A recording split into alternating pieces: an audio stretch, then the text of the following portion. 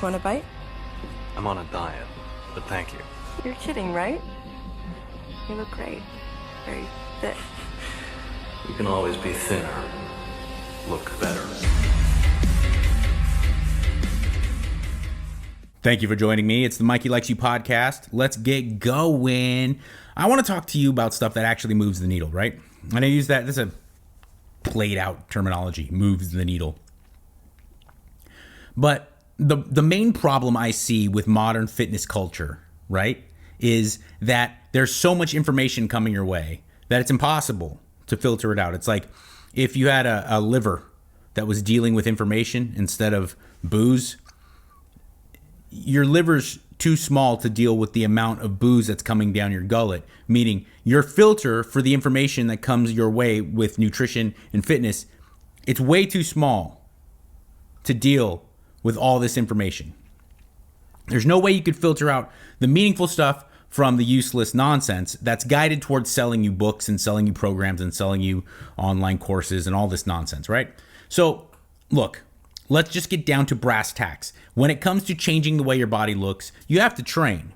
And if you're gonna, go to the Apex program on Train Heroic. It's a smart thing to do. But nutrition, diet is going to move that needle. It's gonna make such a much more profound difference when it comes to how your body looks. I almost can't put it into perspective. And the problem is that all these guys that are listening or watching right now are saying, no way, I train so hard it doesn't matter, I could eat whatever I want. I know, at least subconsciously in the back of your head, you're not going to start weighing your food and eating things that aren't totally yummy to you, because you're going to go and you're going to hit deadlifts and you're going to squat and you're going to do your big game stuff that you can put online. And that in your brain is telling you, I'm going to be shredded. And most women, when they hear nutrition and diet, they just be like, I'm just going to eat very little. And that always backfires, okay? Here's some useful, meaningful information that you need to start doing. And you will hate hearing it. But start doing this if you really want to make a difference.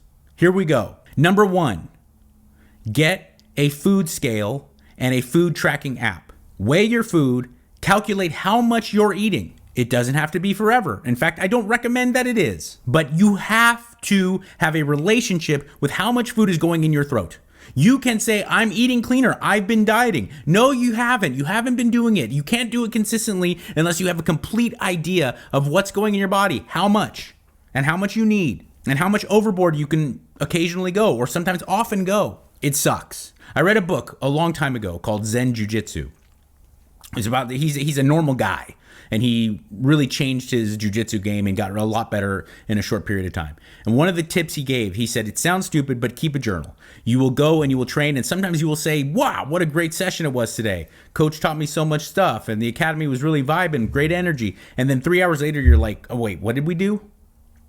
As soon as you get done training, start writing down the things that work, the things you need to work on. Just kind of journal it. It becomes a much more meaningful relationship between you and that information. And the same thing goes for food. My wife, who granted always looks great, you know, she's pretty lucky genetically. She trains hard and she wants to take care of herself. She's an actor. Her appearance means a lot.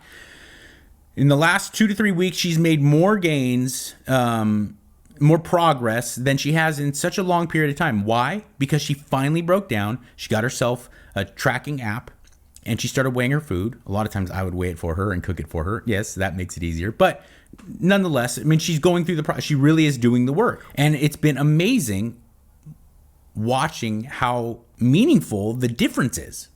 It's not just about the amount of pounds lost or the amount of strength gained in the gym. It's not about just the kind of tangible things that we measure it by, the objective measurements. It's about what a difference it makes in your connection to what you're doing.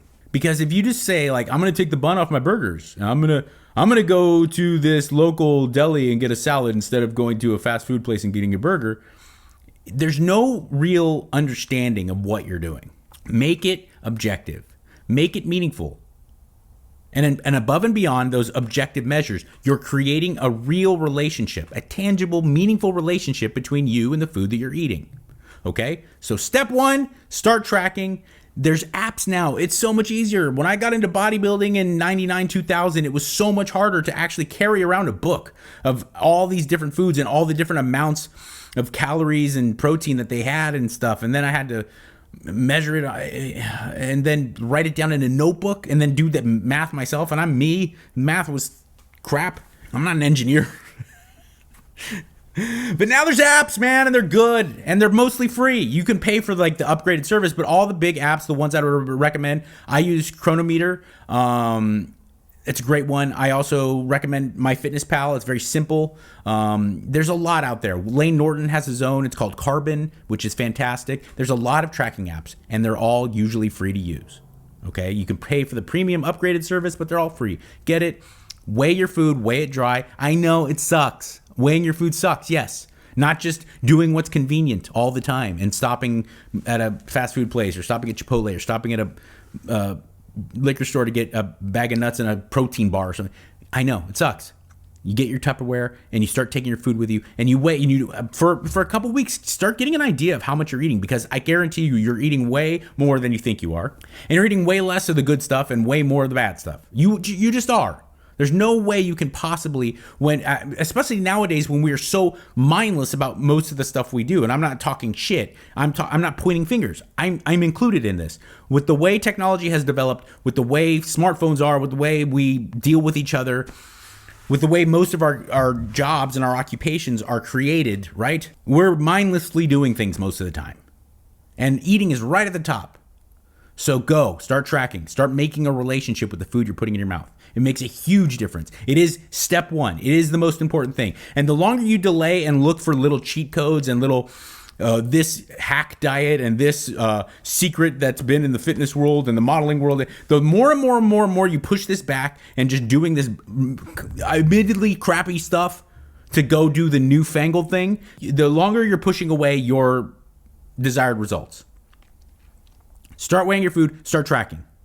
Okay? Next thing. Start upping your protein. I know it sounds meathead. And especially for you chicks out there who are like, but I don't want to be bulky. Shut up. Shut up. I just put up on my Patreon, by the way, you got to follow me. It's meaningful. It makes a difference. I just put on my Patreon an article that came out, and I gave my thoughts on it, and they called it the triple protein effect. They gave these women, all of them small. The average size of these women was 130 something pounds. And they gave half of them 1,400 calories. The other half got 1,800 calories. The added 400 calories came from pure protein. So these women who are 130 pounds are eating 150 something grams of protein a day. The group that ate 150 grams of protein and weight trained, the same exact program as the one that ate, somewhere in the 60 grams of protein, 58, 60 grams of protein and 1,400 calories. Well, the higher protein group with more calories, they lost more fat and they gained more muscle. A considerable amount. These were all females, okay? So this idea of being bulky is insane. It's almost impossible to eat too much protein if your calories are at the right place. Because the more and more protein you eat, the more and more thermic effect of that food you have internally, meaning you're working harder to digest this. You're burning more calories by digesting these specific calories as opposed to things that are readily available like fats and carbohydrates, especially fast digesting carbohydrates. Protein is a building block for every cell in your body. I'm not a low carb guy. I'm not a low fat guy. But you have to understand, carbohydrates and fat don't do that. They are energy cofactors. That's it. Carbohydrates and fat, they are in your body to help you provide energy. Fat provides it at a slow, prolonged period, and then carbohydrates provide it at different types of carbs in different levels, but carbs provide you readily available energy. Okay? That's it. That's what they do. There is some kind of immune benefit and hair, skin, and nail benefit with the essential fats. But the essential fats is a very small amount. You only need a very small amount of the essential fats. There's no essential carbohydrate. There's no essential sugar. There is essential amino acids, protein, and there's essential fats. And the essential fats is like this big. You need a couple grams of the omega-3s and things like that.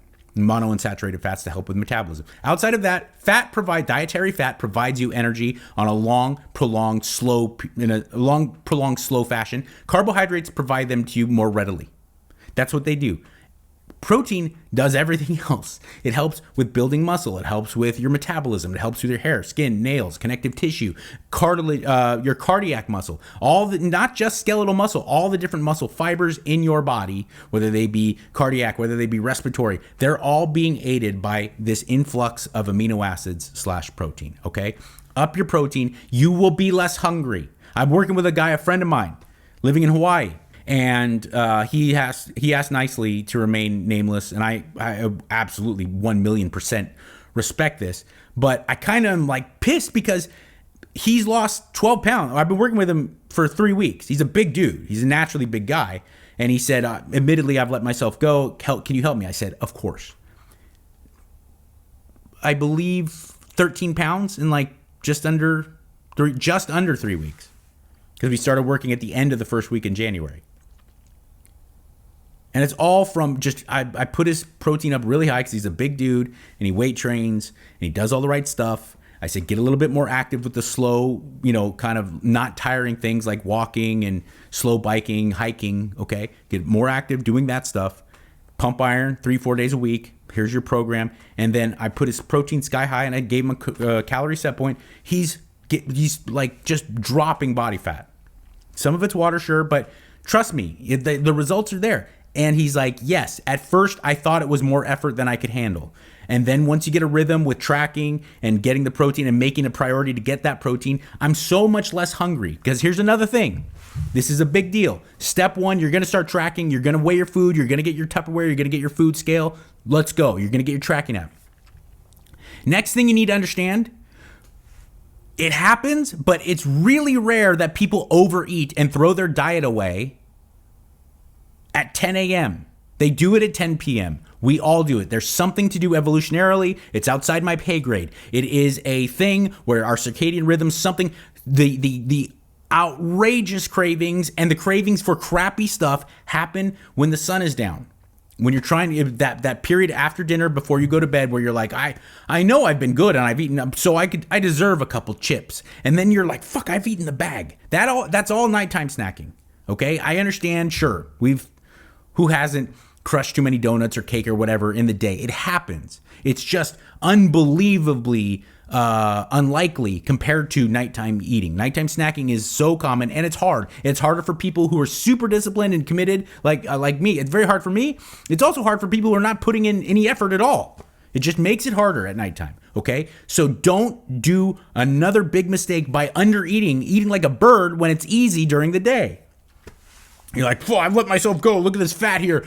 I'm going to eat 400 calories all day because I can do it. I'm at work. I'm busy. Blah, blah, blah, blah, blah, blah. The sun's out. I went to my workout. Work training oftentimes, at least the period or right around training, makes you less hungry. I know it sounds crazy, but intense training actually blunts your hunger just for the period right around the training. So you're doing all that and it's easy. And then next thing you know, you put the kids to bed or you put down the controller. You're going, fuck, I'm starving and I'm only starving for Lucky Charms. Okay, that's how it goes. So don't do that. Make sure you're pumping in mostly protein, like high amounts of protein during the day. It will make that nighttime snacking way less likely, and it makes it way easier to deal with. Okay, so just front load that stuff. Make it a priority. You do those two things, and you have a very well-regulated weight training, resistance training program. You're on your way. I'll be very honest with you. At first, if this is totally new to you, it's gonna suck. But you know what sucks worse, in my opinion?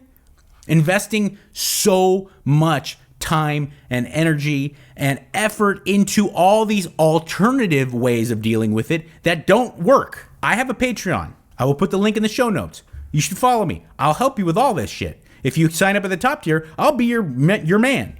Custom created diet and exercise training programs to help you, habit forming, all of that. I'm at your beck and call. You have a specific email address that it's just my top tier clients that can reach me through that email address.